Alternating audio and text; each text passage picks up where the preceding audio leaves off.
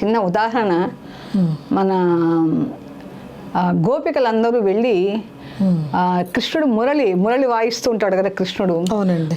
దాని మీద ఈర్ష్యపడినారట వీళ్ళందరూ.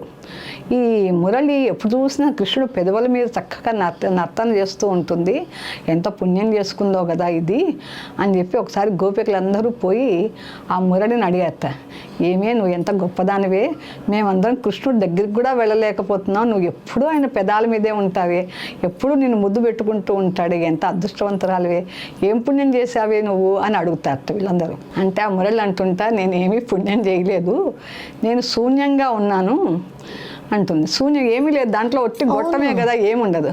నేను శూన్యంగా ఉన్నాను, దాంట్లో కృష్ణుడు ఊదుతున్నాడు, ఆ దాని గానం ద్వారా బయటికి ఇది వస్తుంది, రాగం వస్తుంది, మధుర గానం వస్తుంది.